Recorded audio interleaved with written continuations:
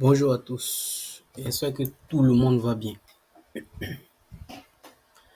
Nous allons essayer d'actualiser nos graphiques pour voir les niveaux sur lesquels nous devons atteindre le prix la semaine du 24 pour pouvoir effectuer nos opérations.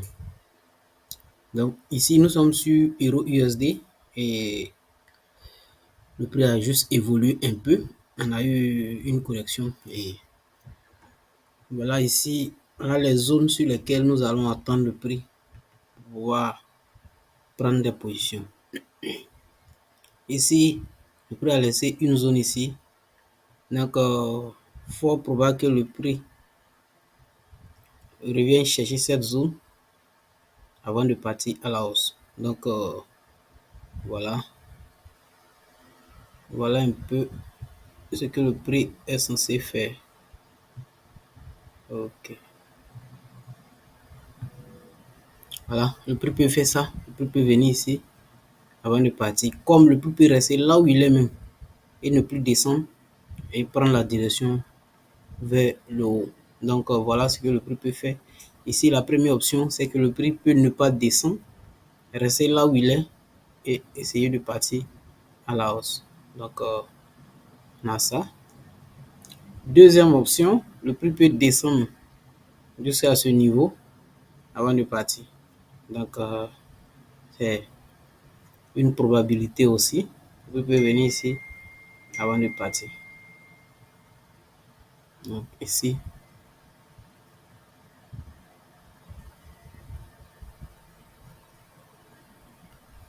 voilà une autre option. Donc, on peut avoir une troisième possibilité où le prix peut descendre encore plus bas que possible.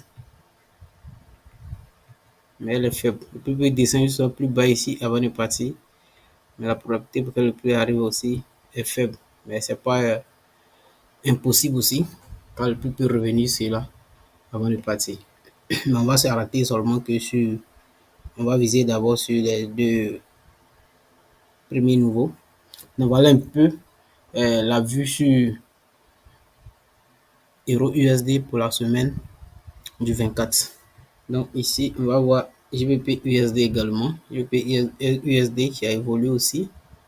Et le prix a créé un nouveau plus haut. Donc ici, voilà les options pour GBP USD. La première option, c'est que le prix peut rester là où il est pour partir directement à la hausse.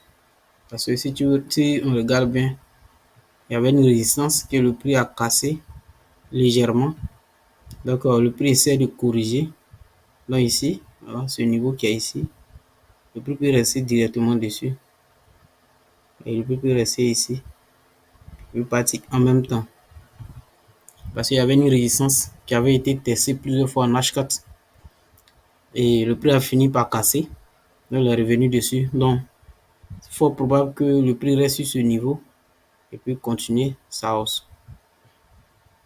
Comme le prix peut descendre aussi légèrement pour venir chercher ces zones avant de partir.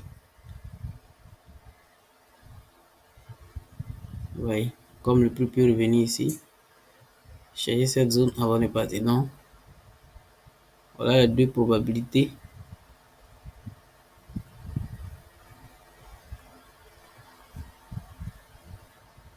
Et ici, le prix peut descendre ici avant de partir. Voilà les deux options probables.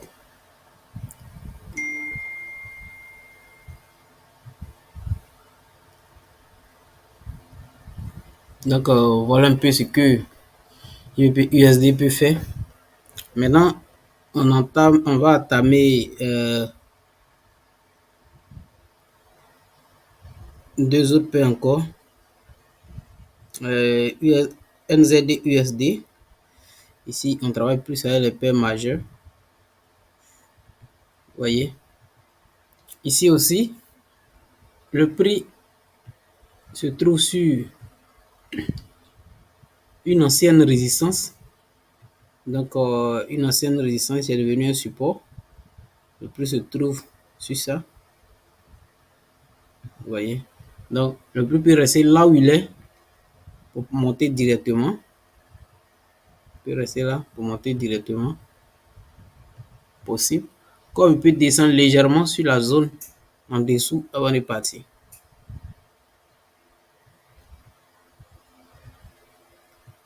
Comme le prix peut descendre légèrement sur ce niveau, vous voyez, le prix peut descendre ici aussi avant de passer. Donc voilà une autre option.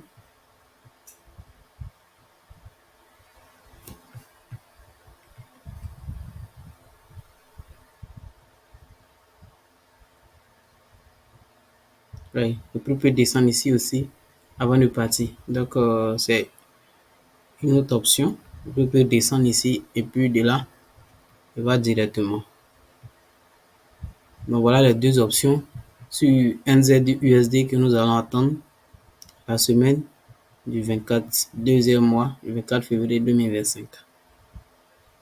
Donc voilà un peu. Maintenant, nous allons analyser USD CAD. USD CAD qui a évolué juste un peu. Elle est dans une phase de correction. Normalement, le prix peut... Voilà les deux zones. La première zone, pratiquement là où le prix est arrivé, ici. Le prix peut venir ici.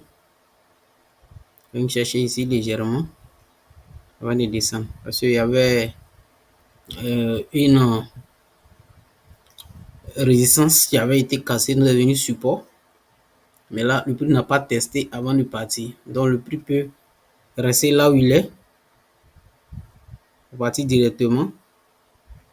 Soit le prix peut monter légèrement pour toucher cette zone rouge avant de descendre. Vous voyez ici comme ça. Un instant. Ok. Oui, le prix peut descendre directement sans toutefois chercher à aller dans cette zone. Ou bien soit le prix peut venir ici, venir chercher cette zone. C'était une résistance qui avait été cassée, mais jusque-là, ça n'a pas encore été testé. Donc, il faut probablement que le prix revienne dans cette zone, tester avant de partir. Donc, voilà une autre option. Le prix peut venir ici, légèrement ici, chercher cette zone avant de descendre. Ou bien le prix peut monter juste légèrement. Il y a une zone encore au-dessus qui peut venir. Ce sont les trois zones probables. Vous voyez. Soit le prix peut monter légèrement ici.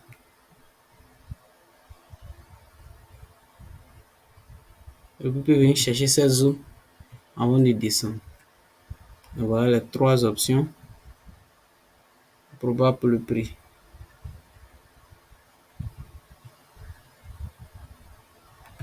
Ok, vous voyez, le prix peut venir ici, chercher cette zone avant de descendre.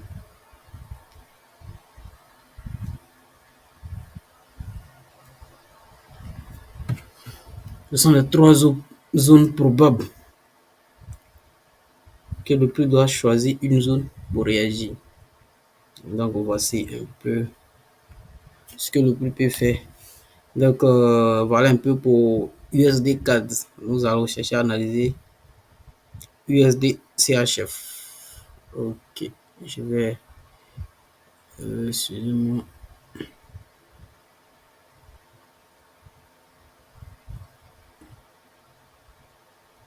Ici, ceux qui ont suivi sont des en gain. Ceux qui ont suivi les analyses, ceux qui ont suivi les vidéos que j'avais postées sur la chaîne. Parce que les anciennes vidéos ici, on avait une zone ici. Il est venu chercher, j'avais tracé ça. Ça se trouve dans la vidéo, il est venu chercher. Et il y avait deux zones, cette zone et puis cette zone. Mais il s'est arrêté sur la première zone. Donc le prix vient de créer une zone ici. Fort probable qu'il revienne chercher cette zone avant de descendre. Ou soit il part directement sans toutefois retourner. Donc ici, on a les deux options probables que je vois. Le prix peut venir ici. Le prix peut descendre directement sans toutefois chercher à aller vers le haut. Vous voyez, le prix peut descendre directement.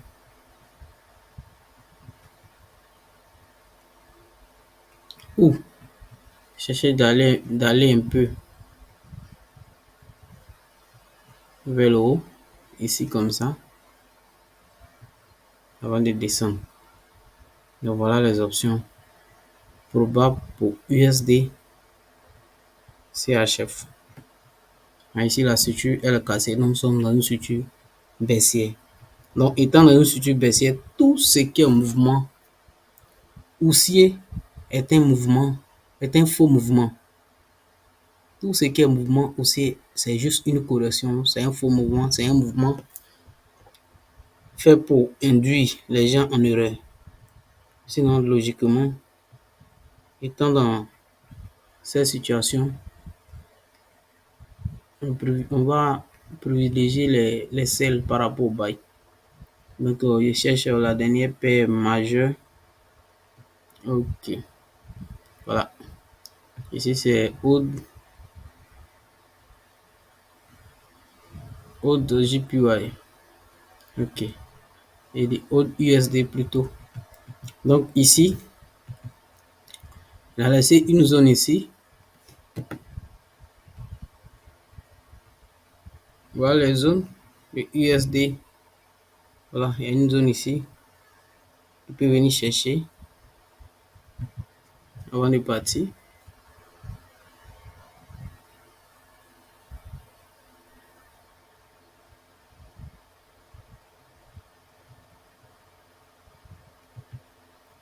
Tu peux descendre légèrement. Venir chercher cette zone avant de partir. Alors,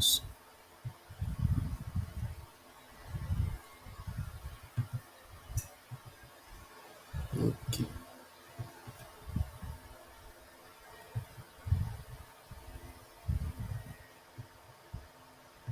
Comme le prix peut descendre encore légèrement plus bas, venir jusqu'à ce niveau, probable aussi, avant de partir.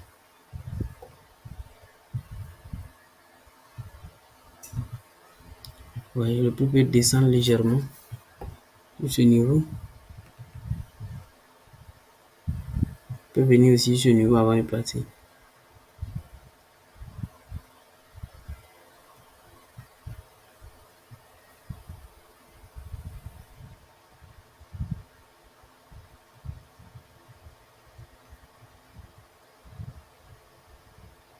Donc voici un peu la probabilité sur AUD USD aussi.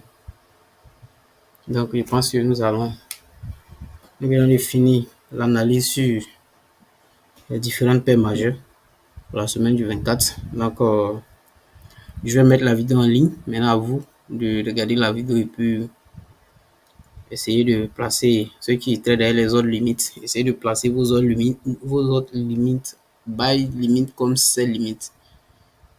Ceux aussi qui traitent en temps plein peuvent patienter pour regarder l'évolution du prix, arriver dans la zone avant d'effectuer une opération. D'accord, merci de commenter, donner vos avis, partager, liker. Quand vous finissez de regarder la vidéo, mettez un pouce bleu. Ça permet à l'algorithme de pouvoir propulser mes vidéos. Merci et à la prochaine.